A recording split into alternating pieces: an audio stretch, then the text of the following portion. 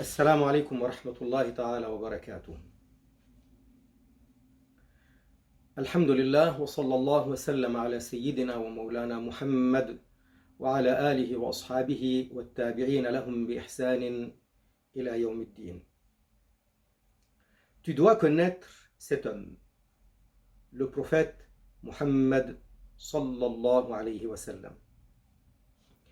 Que tu sois croyant ou non, que tu appartiennes à une quelconque religion ou non, que tu sois libre penseur ou même athée, que tu sois communiste, révolutionnaire ou partisan du marché libre, que tu sois libéral ou conservateur, qui que tu sois, quelles qu'en soient tes croyances religieuses ou politiques, tes valeurs sociales et tes principes personnels, tu dois connaître cet homme.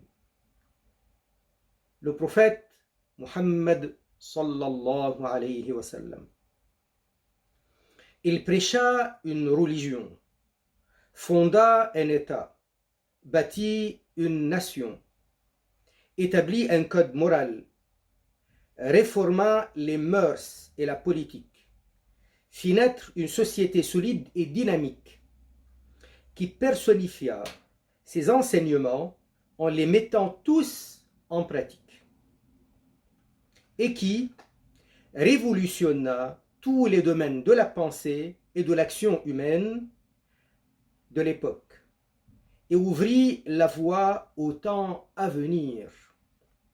Son nom est Muhammad, fils de Abdullah, du clan des Hashimi de Quraysh, des descendants directs du prophète Ismaïl, fils de Ibrahim, le patriarche, alayhi assalam,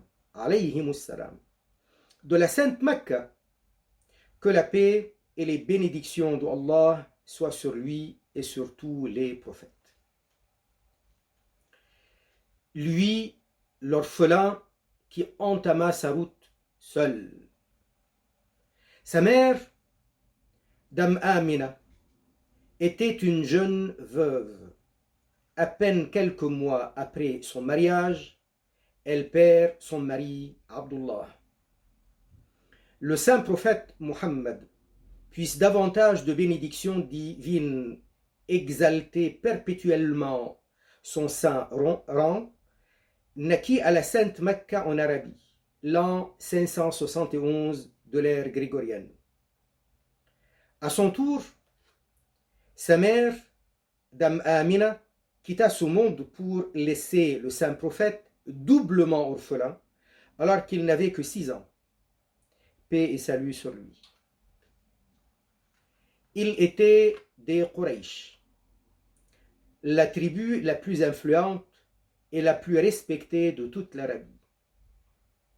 Quraysh est de la descendance directe d'Ismaïl et d'Ibrahim. Paix et salut sur eux, les deux grands prophètes qui avaient bâti l'édifice sacré qu'est la sainte Kaaba à la sainte Mecca. La sainte Mecca est la ville sainte pour tous les Arabes, le lieu du pèlerinage et le lieu de leurs invocations exaucées. Il était des Hashimi, le clan de Quraysh le plus respecté et le plus puissant. Il était de la lignée des plus hauts dignitaires de ce peuple. De plus, il était réputé pour son excellence de caractère, son honnêteté, sa loyauté, sa véracité, sa justice et son dévouement. Il l'était tellement qu'on le surnommait Al-Amin, l'honnête, le véridique. À l'âge de 25 ans, il se marie à Dame Khadija, son aînée de 15 ans. Doublement veuve et déjà mère. Voilà quelques lignes sur sa personne, son origine et son milieu.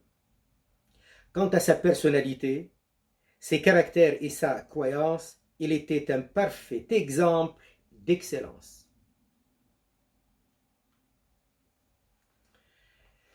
Jamais il n'avait accepté l'idolâtrie de son peuple. Même jeune enfant, Il refusait les idoles et les pratiques mécréantes.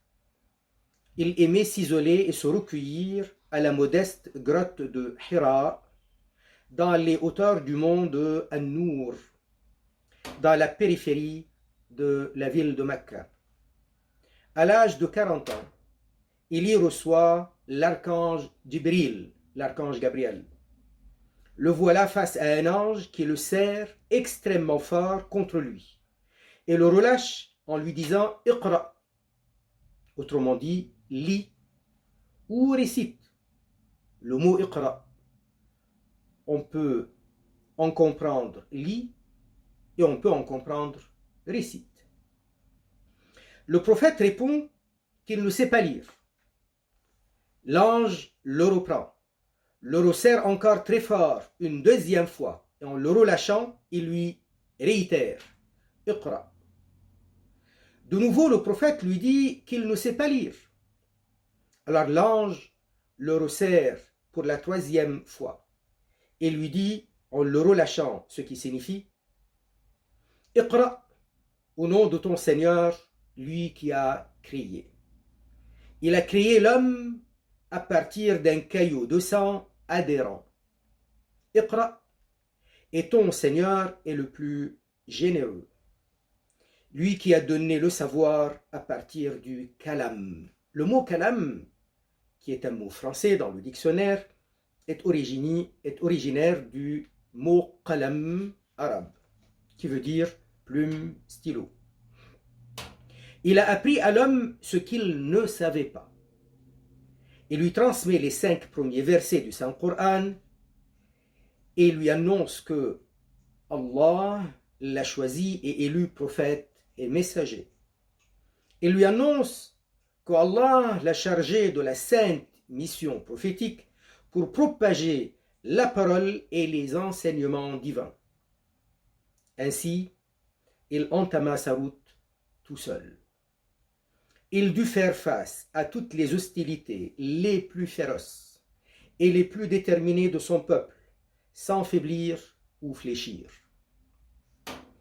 Ils étaient nombreux, riches, puissants, déterminés, sans scrupules et sans pitié. Quant à lui, il était seul, ou presque, mais d'un courage inégalé. Il était encore plus déterminé que tous et plus fort que tous. 13 ans après, il quitta son pays natal et son peuple haineux qui préparait son exécution. Il émigra ainsi à Médine, à 400 km environ, au nord de la sainte Mecca, une ville peuplée de nombreux fidèles croyants.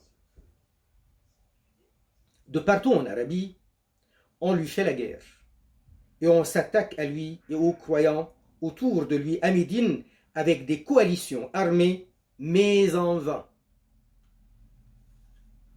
Et à terme, quelques années plus tard, malgré toute leur force, il finit par les soumettre, tous, à la foi et à la loi. Il dut faire la guerre, de résistance certes, mais toujours en respectant scrupuleusement la justice, et en privilégiant la sagesse, le pardon et la bonne parole.